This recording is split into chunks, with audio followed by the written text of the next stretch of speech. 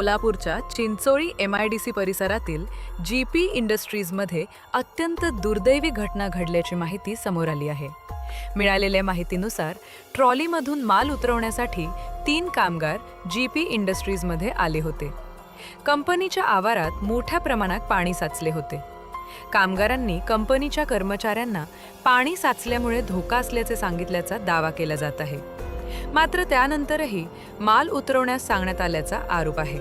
दरम्यान निजमुद्दीन नदाफ हे ट्रॉलीमधून खाली उतरताच साचलेल्या पाण्यात विजेचा प्रवाह असल्याने त्यांना जोरदार विजेचा धक्का बसल्याचे सांगितले जात आहे। या घटनेत ते पाण्यातच अडकले। त्यांच्यासोबत आलेल्या इतर 2 कामगारांनी त्यांना तातडीने सोलापूर शासकीय रुग्णालयात नेण्याचा प्रयत्न केला। मात्र रुग्णालयात पोहोचण्यापूर्वीच त्यांचा मृत्यू झाल्याची माहिती आहे।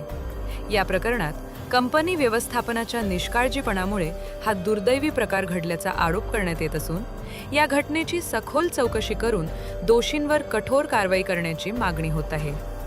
MIDC में ना माल खाली करने गए थे, होते थे स्टार्च के माल खाली करने गए थे। वहाँ पूरा पानी था, पानी के सब बाजू में मोटर थी। हम वो मालक को बोले सेठ यहाँ पानी है, कैसा करंट लगता नहीं, कुछ नहीं था, जाओ जाओ बोला। वो हमारे चाचा जा रहे थे वहाँ, उन्होंने ना उनको करंट बैठा हुआ, करंट बैठ गया ना जगह पर ये हुआ है, तो गाड़ी में उठा के लाया। उसके बाद क्या हुआ? उनको मैं लेकर आया टमटम में। कहाँ लेकर? एम्बुलेंस बोले थे। सिविल वो कंपनी का मालक वगैरह को नहीं थे क्या साथ में? थे साथ में, वो कुछ भी नहीं कर रहे थे, कामगार थे वो। तो फिर कंपनी के मालक को बोले नहीं तुम ऐसा ऐसा करंट लगाओ, ये लगा? सब जने सामने थे, वो कंपनी के मालिक भी थे, बोले भी कोई नहीं था उनका। हाँ अच्छा। तो मैं क्या करा उनको, मेरे को तुमने गाड़ी चलाने आती थी क्या? मेरे को गाड़ी चलाने नहीं आती, मैं कैसे लेगा, मेरा चप्पल चलाता हूँ, अच्छा पर चलाता हूँ। आधे रास्ते तक लाया। कितने बजे हुई घटना है? पौने 1 बजे कुछ तो ऐसा। कौन से कंपनी में? कंपनी का नाम? GP industries. मालक का नाम वो मालूम है? नहीं, मालक का मालूम। यहाँ कितने बजे आए तुम? मालक का नाम क्या था? यहाँ 1:30 2 बजे आए थे। यहाँ तक नमाज के टाइम तक आए थे वो। हाँ, रात दिन नमाज गुजारे। मांगनी क्या है तुम्हारी? अंदर गाड़ी डाला। मांगने का नहीं, जो भी न्याय है होना, जो भी है हमारे हिसाब से न्याय चाहिए हमारे। जब तक हमारे को न्याय नहीं मिलता हम तब तक हम बॉडी हाथ नहीं लगाने वाले और यहाँ से रखने वाले, जरूरत पड़े तो हम ग्रामीण पुलिस मुख्यालय में लाखों रखेंगे। यहाँ तक हमारी तयारी आहे, जो भी आहे पोलीस प्रशासन आम्हाला इन्साफ होणार। त्या ठिकाणी कामाला गेल्यानंतर एका गाडीमध्ये तिथल्या काही कंपनीतलं सामान काढून त्या गाडीमध्ये शिफ्ट करायचं होता आणि त्या ठिकाणी बघितलं की असुरक्षितपणे एक मोटर, जी आपण पाणी ओढण्याची जी मोटर असते ती मोटर होती आणि आजूबाजूला खूप मोठ्या प्रमाणात पाणी जमला होता, चिखल होता। अशा परिस्थितीमध्ये निजामुद्दीन नदाफने सांगितलं आणि त्याच्या पुतण्याने पण सांगितलं की आता आमच्या हातून अशा पद्धतीने काम होऊ शकत नाही, हे पाणी वगैरे आहे, हे पाणी कमी झाल्यानंतर मोटर बंद झाल्यानंतर आपण करू। परंतु GP कंपनीचा जो मालक आहे त्यांनी त्या मुलाला आणि त्याच्या ज्या माणसाला निजामुद्दीनला आणि त्याच्या भावाच्या मुलाला सांगितलं की आजच्याच हे करावंच लागणार, म्हणून त्यांना जबरदस्तीने त्या ठिकाणी काम करावं लागला। आणि हे काम करत असताना निजामुद्दीन नदाफ या युवकाला, म्हणजे 40 वर्षाचा अवघ्या त्या युवकाला करंट लागला आणि त्याचा दुर्दैवीपणे मृत्यू झाला। आणि इथंवरच हा विषय संपला नाही। करंट लागल्यानंतर तो का जागेवर मेला नव्हता, ज्या वेळेस करंट लागल्यानंतर त्या निजामुद्दीनला त्या ठिकाणी कुठल्याही प्रकारचे ॲम्ब्युलन्स त्या मालकाने बोलवलं नाही, कुठल्याही प्रकारचा हॉस्पिटलला त्या ठिकाणी नेलं नाही आणि त्याच्या संदर्भात कुठलीही सहानुभूती न दाखवता त्या ठिकाणाहून पळ काढण्याचं काम त्या मालकाने केलं।